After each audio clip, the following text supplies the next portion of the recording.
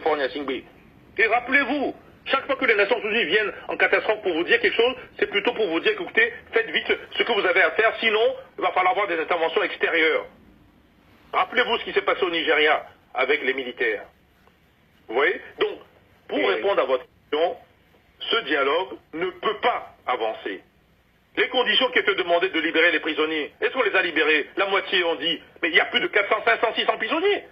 C'est pas parce qu'on n'est pas enregistré au PNP, à l'ANC, qu'on n'existe pas. Il y a beaucoup de sympathisants qui ne sont même pas connus.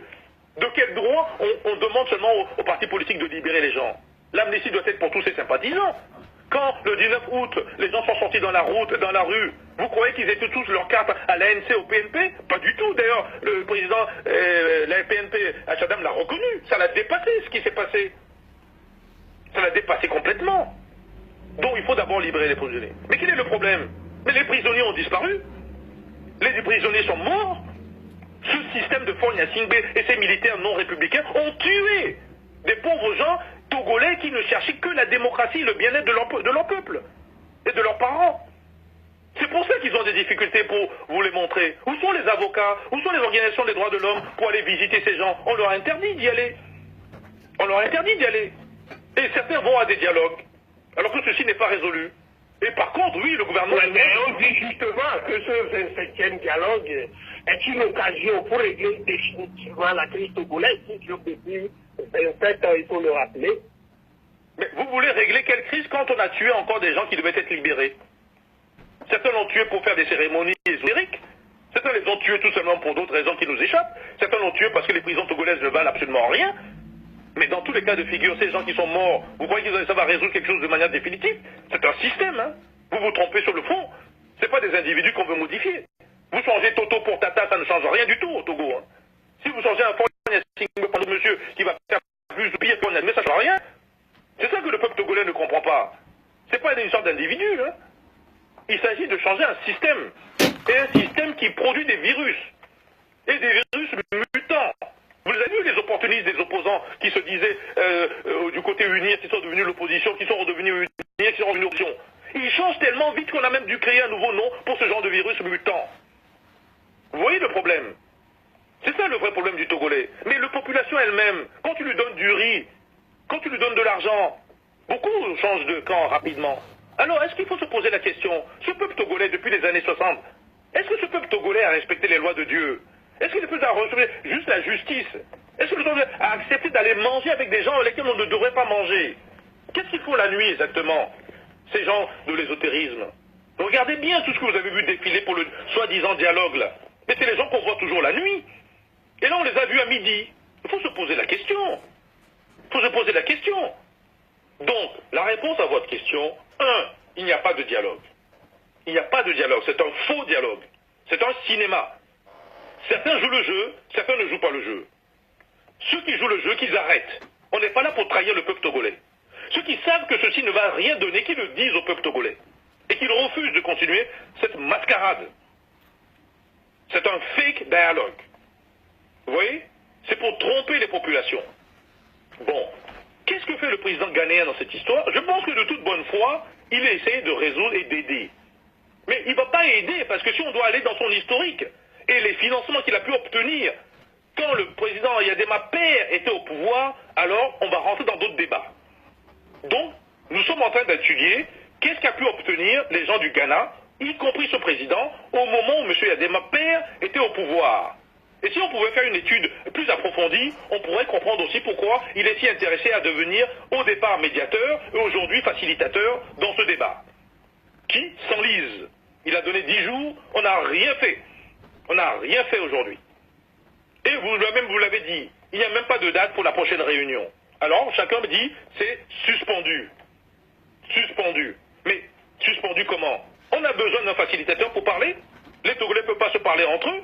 Quand on a exclu la diaspora, quand on a exclu les sociétés civiles, quand on a exclu toutes les structures d'organisation locales qui connaissent beaucoup de vérités sur comment on trouve des solutions, quand on a exclu l'armée, quand je dis l'armée républicaine comme non républicaine, quand on a exclu d'autres structures externes, notamment la communauté internationale, à travers des pays qui n'ont pas d'antécédent colonial. Je pense aux États-Unis, je pense à la France, excusez-moi la France, je pense à l'Autriche, je pense aux pays scandinaves. Vous voyez le problème de fond. Ce ne sont pas un petit groupe là qui vont se réunir pour nous trouver une solution, puisqu'ils ne l'ont jamais trouvé. D'ailleurs, ce sont ces petits groupes qui sont retrouvés avant dans les précédents dits dialogues. Et vous avez vu le résultat. Nous sommes le seul peuple où pendant 27 fois comme vous dites, ou 26 fois comme vous dites, nous faisons la même chose, les mêmes erreurs, et nous recommençons avec les mêmes mots. Mais écoutez, il y a peut-être aussi une autre maladie du côté des gens dits de l'opposition. Hein. Il y a peut-être une autre maladie de ce côté-là aussi. Il faut se poser la question. Alors non, il va falloir, je pense, et c'est ce que nous proposons au collectif pour la vérité des urnes, c'est ce que nous souhaitons proposer pour le réseau de coordination de la diaspora togolaise indépendante, que le fond et le vrai problème, quel est l'avenir du Togo, dont nous voulons une grande conférence sur l'avenir du Togo, dans le domaine sanitaire, dans le domaine économique, dans le domaine de ceci, dans le domaine de cela, dans le domaine des infrastructures. Pourquoi est-ce que dans encore 2 ans, 5 ans, on va toujours nous couper la communication Internet, la communication téléphonique? Est-ce que les prix vont toujours augmenter et va aller dans les poches de ceux qui sont au pouvoir? C'est ça que le peuple togolais veut? Non, il faut une conférence là-dessus.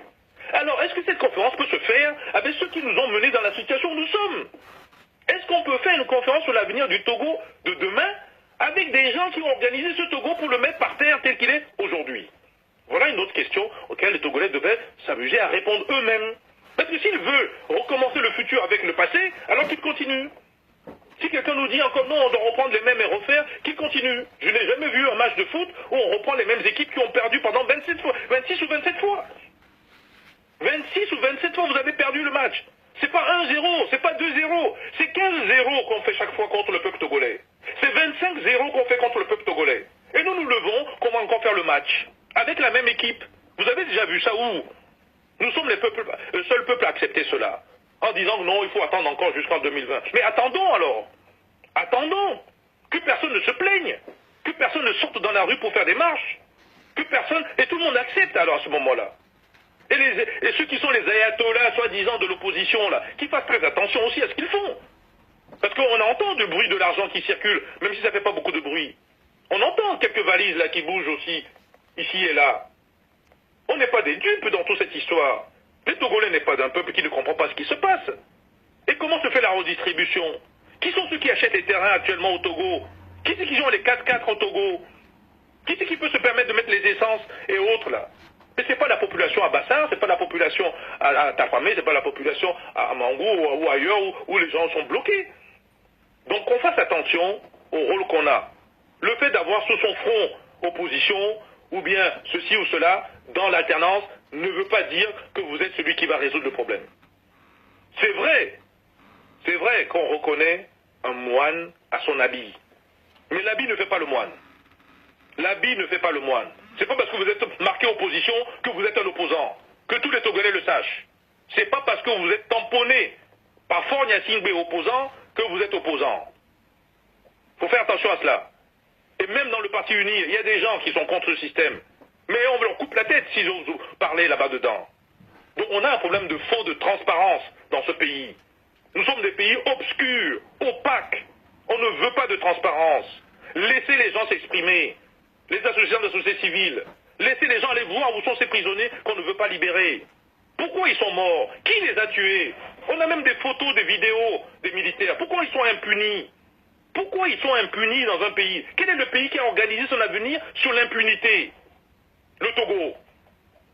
Alors, la conférence sur l'avenir du Togo va poser cette question. Est-ce qu'on veut l'avenir du Togo dans l'impunité? Est-ce qu'on le veut dans la contre-vérité des urnes? Est-ce qu'on le veut sur des gens extérieurs, multinationales, qui vont venir prendre des richesses du Togo et le rapatrier en Europe sans donner un centime au Togo? Et s'ils le donnent, ils le donnent à ceux qui dirigent et qui vont faire la sécurité là-bas. C'est ça, l'avenir du Togo? Et on doit attendre 2020 pour commencer à en discuter, comme disent certains? Alors qu'ils le fassent.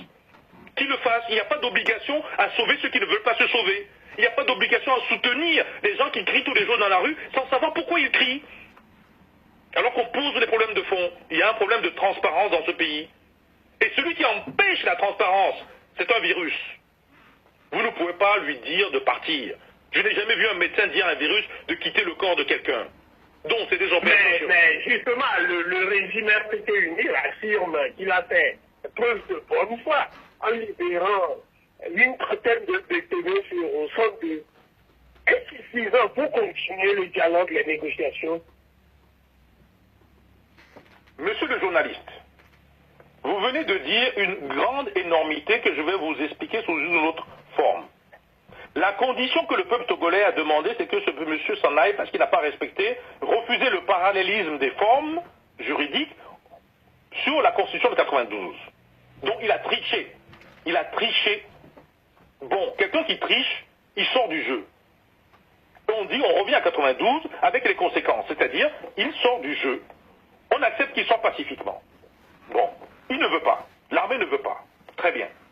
Deuxième chose, on dit, avant de commencer le faux dialogue, que j'appelle la négociation, il doit libérer les prisonniers. Tous les prisonniers, y compris les sympathisants. Il n'y en a pas 100, il y en a 400 et quelques. Vous me dites, il a libéré 30. Et on doit continuer. Alors je vous pose la question. Quand vous allez fabriquer un pont pour traverser une voie, le pont d'Anéro, ou n'importe quel pont, et que quand vous fabriquez le pont, vous devez mélanger le sable, l'eau et le béton, et qu'on vous donne seulement 30%, vous croyez que vous allez faire le pont? Vous croyez que la première voiture ou le camion qui va passer sur le pont ne va pas tomber dans l'eau? C'est ça que vous êtes en train de dire là. Il a libéré 30. Et les autres là, ils vont mourir. Le pont... Les autres, dont les jeunes du mouvement civique Nouboué qui a été coupé toujours en prison. Absolument. Qu'est-ce que Nouboué leur a fait? Qu'est-ce que les jeunes de Nouboué ont fait? Ces gens n'ont fait que dire la transparence. Voilà ce que nous voyons. Nous voyons des gens battre nos femmes, nos mères, nos tantes, nos sœurs, nos papas, nos tantes, nos oncles. Voilà ce que Nouboué a dit. Il faut arrêter cela. Voilà ce que Nouboué a dit. Des gens simples, des gens de tous les jours, qui veulent un Togo meilleur pour demain. Voilà ce qu'ils ont dit. On les a mis en prison. Bon, d'accord. Alors, demandons-leur, est-ce que c'est vrai ce qu'on leur reproche? Où il est où? Il est où l'avocat? Ils sont où ces avocats qui doivent dire ce travail? On les empêche. Est-ce qu'ils sont même vivants? On ne sait pas. Et ceux qui ont quitté les États-Unis, du PNP, qu'on n'entend plus parler, ils sont où? Qu'est-ce qu'on a fait d'eux? D'ailleurs, qu'est-ce que font ces ambassades là-bas en Afrique au Togo? Pourquoi ces ambassades, eux aussi, n'interviennent pas? Parce que beaucoup d'entre eux ont des doubles nationalités. Beaucoup ont des cartes de séjour. Comment se fait-il que ces ambassades sont silencieuses? Est-ce qu'ils sont venus pour voler aussi le Togo, ces ambassadeurs de ces pays étrangers, et jouent le jeu avec Faure Gnassingbé au pouvoir? Il faut se poser toutes ces questions. Cette hypocrisie diplomatique, il faut le stopper. C'est aussi cela qu'on va discuter si jamais on fait la conférence sur l'avenir du Togo. Il faut se poser ces questions de fond. Donc la question est la suivante. Si vous n'êtes pas capable de traverser un pont où vous avez utilisé que 30% des matières pour faire le pont et que vous tombez dans l'eau, alors si ces gens-là n'ont donné que 30% des prisonniers libérés, il n'est pas question de continuer un quelconque vrai faux dialogue. Il est question qu'ils libèrent d'abord. Et si jamais on apprend que la moitié de ces gens sont morts, assassinés, tués, maltraités, lâchement, par des faux, des peureux militaires qui n'ont que la force et la brutalité pour anéantir un peuple qui travaille pacifiquement, alors non seulement Faure Gnassingbé doit partir, mais il doit payer. Il doit payer. Il y a une justice. Il y a une justice divine, hein, mais il y a aussi une justice sur la terre. Et il faut qu'il nous explique comment il a fait. S'il est en otage, qu'il nous explique. Qui c'est qui le tire? Qui c'est qui l'empêche de parler? Qui c'est qui l'empêche de partir? Les militaires qui l'ont soutenu, qui l'ont mis au pouvoir? En un jour, monsieur le ministre, monsieur le parlementaire, monsieur devient chef de parlementaire, puis monsieur devient président. En 24 heures, on a réussi ce coup extraordinaire au Togo. Même l'Esprit Saint du Dieu ne peut pas faire ça en 24 heures. Et maintenant, nous n'arrivons pas à régler un problème aussi simple que quelqu'un parte et on doit attendre jusqu'en 2020, sinon en 2030. Mais quel est ce pays où vraiment il y a des gens qui font des miracles en 24 heures, où un ministre devient président? Et puis, ils doivent attendre pour que ce président s'en aille en attendant minimum 2 ans, sinon jusqu'à 2030. Mais le Togo est vraiment spécial, hein? C'est vraiment spécial. Et entre-temps, on vous dit de libérer des gens que vous avez injustement, indélicatement, brutalement mis en prison, sans justificatif. Et vous dites non, moi j'ai commencé à faire un petit geste là, et on doit continuer. Pendant ce temps, on ne doit plus faire des manifestations. Pendant ce temps, on ne doit plus parler. Mais quel est ce pays? Quel est ce peuple-là qui accepte ces genres de choses? Mais le peuple togolais même est-il normal? Est-ce qu'il est normal? Normal au sens africain du terme. Laissez les Occidentaux avec leurs histoires. Au sens que l'Africain a une collectivité. Nous fonctionnons sur des bases de solidarité. Nous nous entraidons. Nous ne supportons pas l'exclusion, la marginalisation du plus pauvre d'entre nous, du plus faible d'entre nous. Il doit faire partie de la communauté. Pourquoi avons-nous adopté des cultures qui ne sont pas les nôtres? Et nous avons accepté que ceux qui nous dirigent vont appliquer la culture des autres pour nous exclure de notre propre pays, de notre propre système de valeurs. C'est ça le peuple togolais? Ce vaillant peuple togolais qui veut vaincre ou mourir? Pourquoi vous allez mourir pour un imbécile qui vous met en prison injustement? Donc on va dire que le Noubouéké doit mourir en prison? C'est qui raconte? Il faut d'ailleurs changer l'hymne national. Pourquoi vous allez mourir Et Noubouéké a fait quelque chose pour mourir? Les 3 ou plus messieurs qui ne sont pas libérés de PNP ont fait quelque chose? Ceux de l'ANC qui sont encore là, à gauche, à droite, s'il y en a encore quelques-uns, ils ont fait quelque chose? Et j'en passe des meilleurs?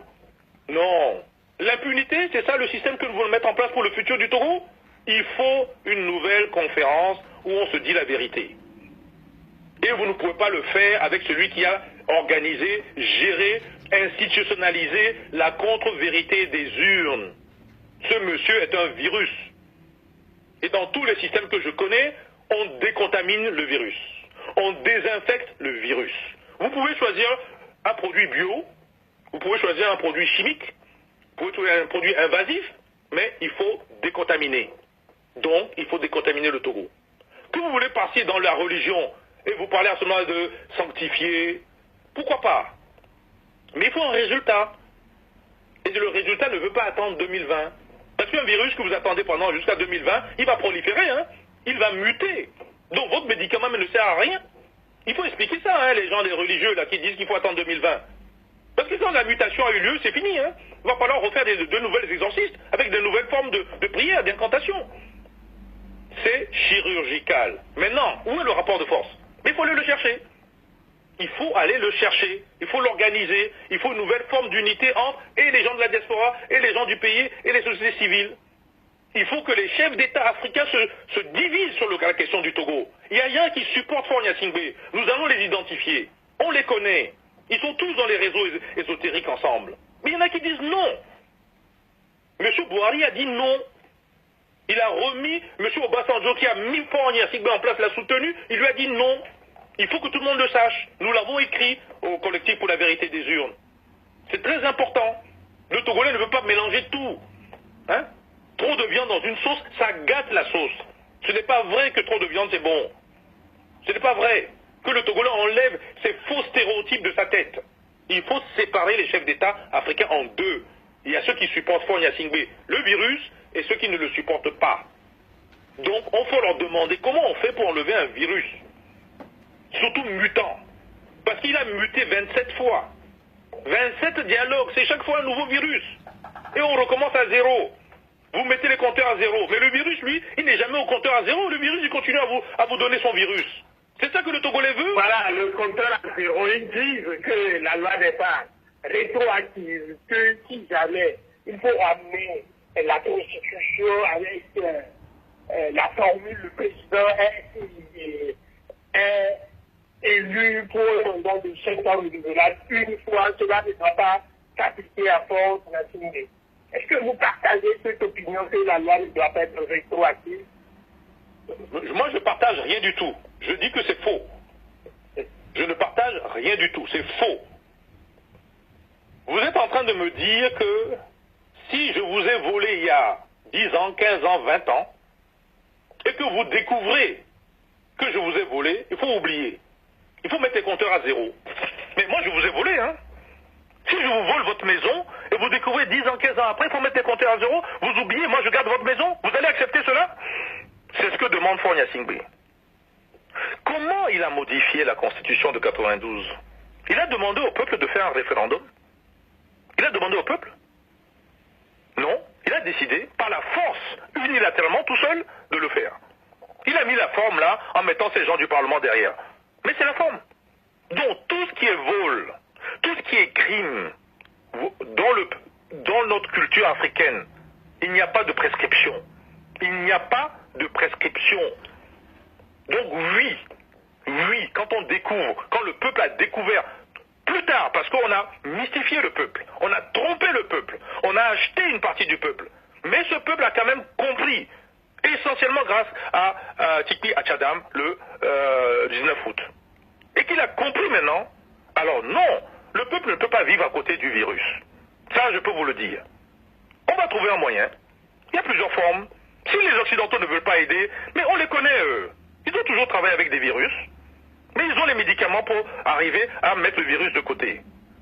En oubliant d'ailleurs de nous donner une partie de ce médicament ou nous laisser trouver nos formules. Bon. Donc le problème de fond n'est pas ce que dit le gouvernement. Vous savez, un lion ne va jamais vous raconter une histoire qui arrange la biche ou la gazelle. Hein? Nous sommes, le peuple togolais, victime de ces gens-là. Vous ne pouvez pas dire que l'agresseur, qui est le virus, va venir vous donner sa loi. Parce que les virus, entre eux, ils ont des lois qui arrangent ceux qui sont inculqués, qui ont le virus inoculé. Le peuple togolais n'a pas de virus, donc il ne peut pas accepter les lois venant de quelqu'un qui a le virus. Maintenant, si le problème du virus est un problème de fond, alors qu'on en discute. Mais sous forme de rapport de force. Donc il va falloir trouver ce rapport de force. Non, la loi, elle est rétroactive. Pas parce qu'une loi n'est pas rétroactive ou pas, parce que l'usurpation qu'il y a eu, le changement fondamentalement qu'il y a eu, le fait de ne pas demander au peuple de prendre sa décision. Mais non, si tout ceci n'est pas acceptable, vous savez, tout le monde démissionne. Tout le monde démissionne. Parce que tout est faux au Togo. Le Parlement est faux. Le gouvernement est faux. C'est la contre-vérité des urnes. Tout est faux. Ceux qui sont là même ne représentent pas la réalité du peuple togolais. Donc tout le monde démissionne. Nous mettons en place une constituante et nous demandons des élections à faire après une période de transition. Tout le monde démissionne. Et aucune personne connue sur la place et qui a participé à ce système ne peut participer dans la transition. Il y a des solutions. Arrêtez de faire croire qu'il n'y a pas de solution. Donc, chiche. Si on doit mettre le compteur à zéro, tout le monde démissionne. Mais attention, il y a des gens qui ont tué, hein. Les Noubouékoué sont encore en prison. Ceux qui ont disparu, qu'on n'a pas vus, qui ont été kidnappés, vous en faites quoi? Il va falloir bien que l'impunité s'arrête aussi. Donc il y aura des jugements. On ne peut pas mettre les ecclésiastiques à la tête de ces jugements-là. Parce que eux, ils pardonnent tout et tout le monde doit aller au paradis. J'ai déjà dit plusieurs fois, personne ne peut aller au paradis en ascenseur. Personne. Donc il va falloir qu'il y en a qui marchent vite, il y en a qui marchent moins vite, mais nous au Togo, nous faisons le marathon. Un marathon démocratique où nous sommes très près de gagner. Ça fait longtemps qu'on court. 27 fois on a discuté. Et ça a commencé depuis 1967. Mais vous voyez qu'on est très résistants, les Togolais. Et on est résistants au virus. Vous voyez? Donc c'est très important que la lutte ne s'arrête pas. Suspension ou pas suspension du faux dialogue, ça c'est leur problème. Ce qui est important, c'est de trouver une solution de sortie. Ou bien tout le monde démissionne, et on repart avec une constituante, une structure qu'on va falloir choisir. Ça ne peut pas être avec ceux qui sont là. Ils ne le voudront jamais. Voilà pourquoi nous n'avons pas proposé cela. Par contre, une conférence qui va permettre de dire comment l'avenir du Togo va être, vous allez voir qu'en faisant la conférence, tout ce qui ne va pas au Togo est toujours lié à quelqu'un de près ou de loin avec le virus. C'est ça le fond du problème. De près ou de loin, vous êtes inoculé ou pas, ou vous êtes en contamination ou pas avec le virus. C'est ça le fond du problème. Et ce virus, il n'est pas autonome. Il y a des gens qui le téléguident. Il y a des gens qui le contrôlent. Il y a des gens qui l'envoient à tel endroit ou à tel endroit. Et quand on est capable de le stopper, alors il va bloquer les gens. Voilà comment il a bloqué Sokodé. Voilà pourquoi il a bloqué Mango. Voilà pourquoi il a bloqué un certain nombre de villes pour que les gens ne manifestent pas là-bas. Mais la diaspora est venue en soutien. Quelles que soient les divisions ou autres. Mais c'est normal qu'une division ne peut pas être unique. C'est comme la monnaie. Nous avons une approche commune. Donc la diaspora, elle est plurielle. Elle doit rester plurielle. C'est quoi ces gens qui veulent toujours faire l'unicité? Ça ne marche pas comme ça. La diaspora des États-Unis n'est pas la diaspora de France, n'est pas celle d'Autriche. Et à l'intérieur même, il y a des différents groupes. Ça n'a rien à voir d'ailleurs avec le régionalisme. C'est les conceptions de comment on crée la richesse. C'est des conceptions comment on organise la vie en société entre nous, de nous accepter mutuellement. Tout ça, je vous dis, il faut arrêter de déployer, de relayer les paroles de celui qui dit qu'il est le lion. Parce que le lion ne va vous raconter que des histoires qu'il a gagnées à la chasse et qu'il a mangé la gazelle. Il a mangé la victime. Il faut que vous appreniez, vous les journalistes, à raconter l'histoire des victimes. C'est le peuple togolais qui souffre depuis des années. C'est le peuple togolais qui subit tous les jours des choses. C'est le peuple togolais qui pleure tous les jours et qui meurt tous les jours et qui subit le virus et qui est malade et qui en meurt. C'est le peuple togolais qui disparaît dans les prisons, insalubre. Donc arrêtez de parler de l'histoire de celui qui domine, celui qui usurpe, celui qui vole, celui qui fait mal et tue. Parlez des victimes. C'est eux à qui appartient le Togo. C'est le futur, c'est avec eux. Et ils sont jeunes pour la plupart. Et quand vous allez faire ça, vous allez voir ce qui va se passer. Cette communauté peureuse, menteuse internationale, cette communauté internationale voleuse aussi, parce qu'elle vole les richesses africaines et togolaises en particulier, elle va se mettre à changer. Elle va se mettre à changer. Parce qu'il y a quand même une justice malgré tout. Ils n'ont qu'à voir comment toute leur force a quitté pour aller en Chine et en Asie aujourd'hui. C'est qui fait le taux de croissance